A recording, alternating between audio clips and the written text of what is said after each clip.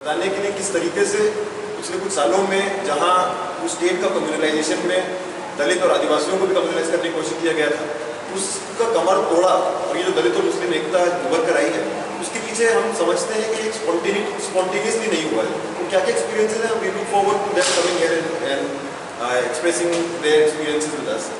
Alongside that हम इस समय बस्तर के अंदर भी सोनी और बहुत सारे और सैकड़ों आदिवासी वहाँ मार्च कर रहे हैं, पदयात्रा निकाल रहे हैं।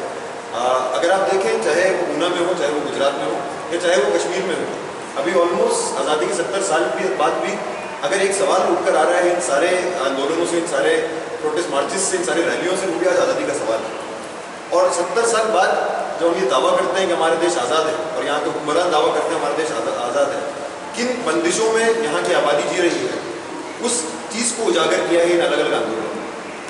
जब हम बंदिशों की बात करते हैं तो हम विद्यार्थी, हम स्टूडेंट्स जो विश्वविद्यालयों में हैं, हमको एक आज़ादी का इल्यूजन है, लेकिन बहुत सारी बंदिशें हैं जो हमको भी कहीं ना कहीं बांधे हुए। पिछले सेमेस्टर जो कुछ हुआ और पिछले सेमेस्टर के बाद जो कुछ हुआ, अगर एक चीज़ को दर्शाया, वो ये दर्शाया कि अगर आपके पास कुछ विचार हैं, आप कुछ चीज़ें बोलते हैं, आप कुछ चीज़ों को रखते हैं, अगर यहाँ के हुक्मरानों के विचारों से वो मेल नहीं खाते, अगर वो हुक्मरानों के विचारों को चैलेंज करते हैं, तो आप पे किस किस्म का क्रैकडाउन किया जा सकता है, उसका एग्जाम्पल पिछले सेमेस्टर था। लोगों को जेल भेजा गया, लोगों के घरों पे रेड करा गया, लोगों के यूनिवर्सिटी रूम्स पे रेड किया गया और पूरे यूनिवर्सिटी को टेरराइज किया गया। और कोर में अगर बात देखी जाए तो बात सिर्फ इतनी सी ही है कि आज की सरकार जो खुद दावा कर रही है कि हम एक वैचारिक जंग छेड़े हुए हैं, वो इस वैचारिक जंग को पूरा स्टेट मशीनरी इस्तेमाल करके यूज कर रही है। जो पिछले सेमेस्टर हुआ वो एक शुरुआत थी। अगर आप इस सेमेस्टर को देखें तो चीज़ें और आगे लेके जाई जाएंगी और बहुत और शातिराना तरीके से आगे लेके जाई जाएंगी। हमारी जो पिछले HRD मिनिस्टर थी स्मृति ईरानी, और उनको इस तरीके से नाम दिया मनुस्मृति ईरानी, वो बहुत काबिल नहीं थी इन सब चीज़ों को अंजाम देने में, लेकिन जिन्होंने उनको रिप्लेस किया है वो पुराने RSS के ट्रेंड और बहुत पुराने उनको एक RSS की ट्रेनिंग और किस तरीके से इन सब चीज़ों को आगे लेके जाना है, उनका उसमें बहुत ज़्यादा एक्सपीरियंस है। प्रकाश जावड़ेकर जो एनवायरमेंटल मिनिस्टर थे, तो as a environmental minister he had the track record of 100% clearances for all the clearances for big corporations, land clearances, forest clearances. अपने ही एनवायरमेंटल मिनिस्टर जब वो थे, वही वक्त था जब उन्होंने फॉरेस्ट लॉज को ट्वीट करके just facilitate this corporate take over. अब वो शख्स जब HRD मिनिस्ट्री को कंट्रोल कर रहे हैं, तो वही टेक ओवर हम अपने विश्वविद्यालयों को देखने वाले हैं। और इस टेक ओवर की नेसेसिटी है, this entire corporate takeover of universities necessitates certain measures of control, and that's what we are witnessing in our campus today. अगर आज आप इस कैंपस में देखें, एक पब्लिक मीटिंग कराना एक बहुत बड़ी बात होगी। पब्लिक मीटिंग के लिए आपको परमिशन नहीं दिया जाता। इनफैक्ट ये पब्लिक मीटिंग कराना on the state of higher education और the onslaught of students movement, इस पब्लिक मीटिंग कराने में परमिशन मिलने में बहुत जद्दोजहद करनी पड़ी। कुछ दिनों पहले हम एक और पब्लिक मीटिंग कराना चाह रहे थे जिसका नाम था Dalit rage in Gujarat, the uprising in Kashmir, civilian killings in Kashmir. उस चीज़ को परमिशन डिनाई कर दिया, ये बोल के Dalit rage in Gujarat is fine but civilian killings in Kashmir is problematic. तो हम देख रहे हैं कि इस तरीके से एक दायरा बनाया जा रहा है। And why I am picking up these examples, अभी कुछ दिनों पहले प्रशासन की तरफ से एक नया सर्कुलर आया जिसने बोला कि CCTV कैमरा लगेंगे। एक नया सर्कुलर आया जिसने बोला कि सारे पब्लिक मीटिंग्स को रिकॉर्ड किया जाएगा, गार्ड्स वहाँ होंगे, गार्ड्स किसी का भी आई कार्ड चेक कर सकते हैं, जितने पार्टिसिपेंट हैं, मतलब जितने आप सारे लोग जो ऑडियंस में आए हैं, उन सब के डिटेल्स ऑर्गेनाइजर्स को देना पड़ेगा बाद में जाकर प्रशासन को। All these examples I am giving just to show that none of these are aberrations, they are a consequence of the kind of restructuring of the higher education that we are seeing. और अगर पिछले semester से अभी तक और पिछले साल में रहा, अगर हम उसको ब्रॉडर पर्सपेक्टिव में देखें, FTII से, IIT मद्रास से, HCU से, JNU और JNU के बाद PHU, इलाहाबाद, जादवपुर यूनिवर्सिटी, बहुत सारे विश्वविद्यालय, in what we witness a very direct confrontation with the government, जहाँ हमारा सीधा उनसे लड़ाई हुआ, जहाँ वो आए, लोगों को सस्पेंड किया, लोगों को अरेस्ट किया, पुलिस को भेजा, कुछ लोगों को सोशल बॉयकॉट किया, डिसिप्लिनरी एक्शन लिए। अब चीज़ें थोड़ा टैक्टिक्स बदल के काम होता है।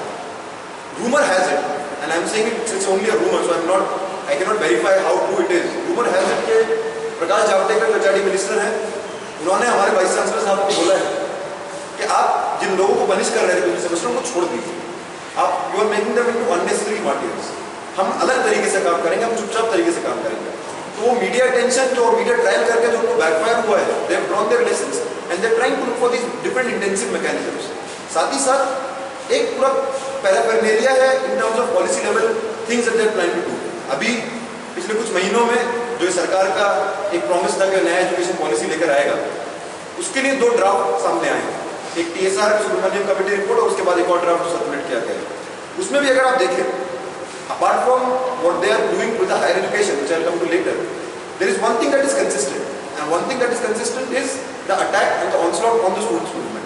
The attack, the onslaught in particular ways, this entire thing कि आप छात्र राजनीति को बंद कीजिए, आप कुछ इंश्योर कीजिए मैकेनिज्म जिससे छात्र राजनीति खत्म हो।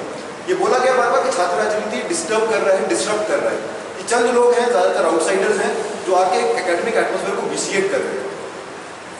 अगर आप इन ड्राफ्ट्स को पढ़ें और अगर आप पुराने जो यूपीए सरकार में कुछ ड्राफ्ट्स आए थे, पिछले एनडीए सरकार में अगर वापस 98 से 2004 के बीच में जो उनका सरकार का 2000 में बिरला अंबानी रिपोर्ट और हायर एजुकेशन आया था, और यही बहुत बड़ी विडंबना हमारे देश की है कि इस देश का हायर एजुकेशन की रिपोर्ट्स यहाँ एजुकेशनिस्ट नहीं बल्कि बड़े बड़े पूंजीपति और बड़े बड़े इंडस्ट्रियलिस्ट बनाते हैं।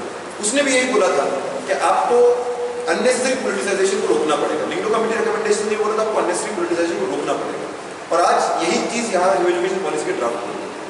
अगर आप पिछले कुछ महीनों में एक और चीज़ देखें, एक चीज़ जो बार बार हमको बोला गया 9 फरवरी के बाद से कि छात्र राजनीति क्यों करते हैं, ये बोला गया कि आप छात्र हैं, आप पढ़ाई कीजिए, आपको राजनीति से क्या मतलब। एक इडियोलॉजिकल कैंपेन लिया गया हमारी राजनीति करने के खिलाफ, और ये बोला गया कि आप लोग टैक्स पेयर आपका पैसा दे रहे हैं, तो आप पढ़ाई कीजिए, आपका टैक्स जो सब्सिडी आ रहा है वो पढ़ने के लिए आ रहा है, राजनीति करने के लिए नहीं है।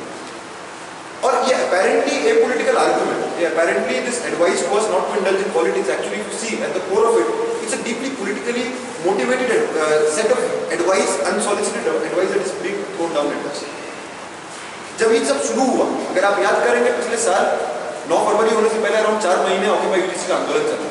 इस ऑक्यूपाई यूजीसी आंदोलन ने फेलोशिप के बारे में तो बात करी ही, साथ ही साथ ये भी बात करी, फेलोशिप क्योंकि एक बहुत इमीडिएट कॉन्टेक्स्ट है जिसमें वो आंदोलन शुरू हुआ, साथ ही साथ फंड कट्स की बात करें, ये बात करें कि आज शिक्षा में और हेल्थ में सरकार सब्सिडी खत्म कर रहा है।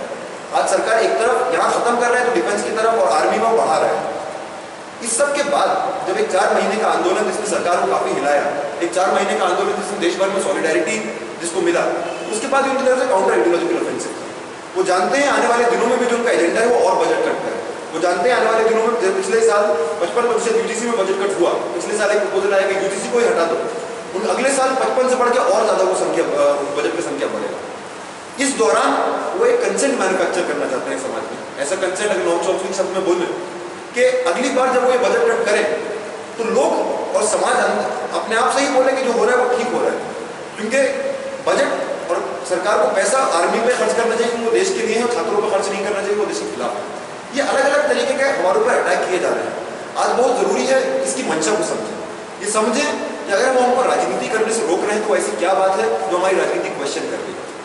आज से कुछ साल पहले जब यूपीए की सरकार थी, मोटेक सिंह आलूवालिया ने एक बात बोली थी जो आज के पर्चे में भी नोट किया गया है कि अगर आप यूनियन से बात करें, अगर आप स्टूडेंट्स यूनियन से बात करें तो वो ऐसी बातें कर रहे हैं जो एजुकेशन रिफॉर्म के हित में नहीं है। वो सिर्फ फी को रोकथाम करने की बात करते हैं। जब वो डिसरप्शन की बात करते हैं हमको ये समझना बहुत जरूरी है, जो ये विजन है कि फीस को बढ़ा दिया जाए, सब्सिडीज को हटा दिया जाए, यूनिवर्सिटीज को सेल्फ फाइनेंसिंग बॉडीज बना दिया जाए, इसमें अगर सबसे बड़ा रोड़ा कोई बना हुआ है, इसमें सबसे बड़ा हर्डल अगर कोई बना है वो छात्र राजनीति, छात्र आंदोलन है। और इसीलिए उनको इस तमाम तरीके के पॉलिसीज लाने पड़ते हैं, इसी तरीके से इस तमाम तरीके के उनको अटैक्स ऑर्केस्ट्रेट करने पड़ते हैं, इसी वजह से उनको इस तमाम तरीके के आइडियोलॉजिकल ऑफेंसेस लाने पड़ते हैं। और हम इस कैंपस में देख रहे हैं जब से 2008 से इस कैंपस में लिंगडो कमेटी रिकमेंडेशंस आया, वो भी इसी पर्टिकुलर एजेंडा के साथ आया। उसने बोला कि आप अननेसेसरी पॉलिटिसाइजेशन रोकने के लिए हम आए, और भी दावे किए कि हम मनी और मसल पावर को रोकने के लिए आए। इस कैंपस का जो राजनीतिक चेतना था छात्रों का, उसने उसको लिंगडो कमेटी का क्या हिडन एजेंडा है और क्या रियल एजेंडा है उसको एक्सपोज किया। किस तरीके से उसके clause by clause they are made to ensure that unions turn into advantages of the administration. Unions resistance के प्लेटफॉर्म ना रह के एक पपेट यूनियन बन के रह जाए। और यही चीज जो उन्होंने 80s में लेबर यूनियंस का करा था, उस चीज का पूरा उन्होंने गेम प्लान का शुरू करा है।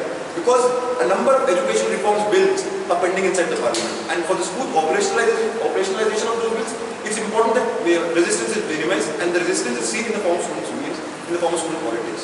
तो आज के समय जब इतने चैलेंजेस, इतना कुछ हमने लास्ट ईयर में देखा, इतने सारे लड़ाइयों में हम लोग शामिल रहे, इतना सारा अटैक हमने खुद झेला और उसका हमने मुंहतोड़ जवाब दिया। जब हम जानते हैं कि आने वाले दिनों में ये अटैक्स और ज़्यादा इंटेंसिफाई करने वाले हैं, तो आज सबसे बड़ा चैलेंज जो हमारे बीच में है, हम जो एक लार्जर ऑफेंसिव है उसको तो डिस्कस करेंगे, लेकिन एक सबसे बड़ा यहाँ के स्टूडेंट कम्युनिटी के सामने जो चैलेंज है वो ये चैलेंज है कि हम लोग इंश्योर करें जो हमारा जेएनयू संविधान है उसको रिस्टोर करें। 2 यूजीवीएम के रेजोल्यूशन इस बात को बोले हैं कि आने वाला चुनाव जेएनयू संविधान से हो, और इससे इंपॉर्टेंट कोई और हिस्टोरिकल मोमेंट हो नहीं सकता जहाँ में हमारे जेएनयू संविधान की जरूरत और इससे ज्यादा कभी और हो नहीं सकती। एक ऐसा समय जहाँ प्रशासन और एडीबी मिलकर कोई चीज नहीं छोड़ रहा, कोई टैक्टिक नहीं छोड़ रहा कि छात्रों को किस तरीके से फ्रेम किया जाए, छात्रों को किस तरीके से पनिश किया जाए, छात्रों को किस तरीके से पीनलाइज किया जाए।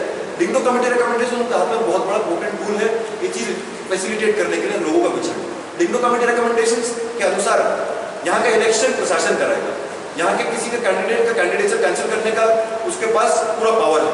और लिंगो कमेटी रिकमेंडेशंस ये बात भी बोलता है कि अगर आपके खिलाफ पुलिस चार्जशीट है, if you have police case against you और if you have a proctorial inquiry against you और डिसिप्लिनरी इंक्वायरी अगेंस्ट यू, तो आप चुनाव नहीं लड़ सकते। अब आप याद कीजिए 9 फरवरी के बाद एबीवीपी ने किन किन लोगों का नाम प्रशासन को पकड़ा है।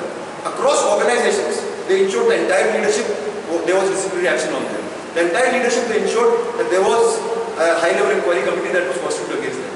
And Lindo committee recommendation will ensure that none of those people who are the leading activists on this campus will be able to contest in elections. And that is what they want. They want experienced left activists not to be able to contest elections. और ये भी को कोई फर्क नहीं पड़ता है, कोई भी उनके चुनाव में खड़ा होता है, वो नहीं कि हमने डीयू में देखा किसी को भी वो खड़ा कर देते हैं, जेएनयू में भी देखा किसी को भी वो खड़ा कर देते हैं। लेकिन आंदोलनों के साथ रह के जो एक छात्र मतलब लेफ्ट पॉलिटिक्स का एक पूरा विजन होता है, जैसे आप साल भर काम करते हैं, सिर्फ चुनाव के समय नहीं उभरते, तो वो लोग जिन्होंने साल भर काम किया है उन लोगों को चुनाव से बाहर रखना, उन लोगों को स्टूडेंट रिप्रेजेंटेटिव बनने से रोकना, ये सारी चीजें हम सारे हथकंडे आने वाले दिनों में देखने वाले हैं। और इसलिए बहुत जरूरी है कि हम लिंगो कमेटी रिकमेंडेशंस को डिफाई करें, उसको ना माने और आने वाला चुनाव अपने जेएनयू संविधान से करें। मैं अभी पब्लिक मीटिंग में पहले स्पीकर को बुलाना चाहूँगा। मैं नंदिता नारायण जो बूटा के प्रेसिडेंट हैं और हमारे साथ जितने भी छात्र आंदोलन हुए हैं उसका बहुत इंसेपरेबल पार्ट है, not just an inseparable part of all the students movement right from Occupy UGC to Justice for Rohit to the JNU movement, but also she's the president, as I said, of Bhuta, and she's been very active on all the assaults that are happening also on the teachers association. I mean, one more thing, that it's not just the students who are facing attack. I mean, teachers right now across the country, we saw what happened with Professor J.N. Sai Baba. He's out on bail, but it's been 3-4 months and he's not been reinstated in the Delhi University. We saw what happened with Professor Tathagata and Professor Ratnam in Hyderabad Central University, because they were part of, they were in solidarity with the students. They were not just thrown behind bars, but later there was disciplinary action against them. We saw what happened with Sarovar Keshwar in TIS, and this is intensifying every day. अभी जो JNUPA vice president को यहाँ से निकाला गया, suspend किया गया JNU प्रशासन द्वारा, तो एक्चुअली में देखा जाए तो हम सारे लोग इसमें, कैंपस का कोई ऐसा समुदाय नहीं है, चाहे वो वर्कर हो, चाहे वो स्टूडेंट हो, चाहे वो सिक्योरिटी गार्ड हो, चाहे वो कर्मचारी हो, चाहे वो टीचर हो, we are all in it and we have to ensure that we all fight it back together. So I call for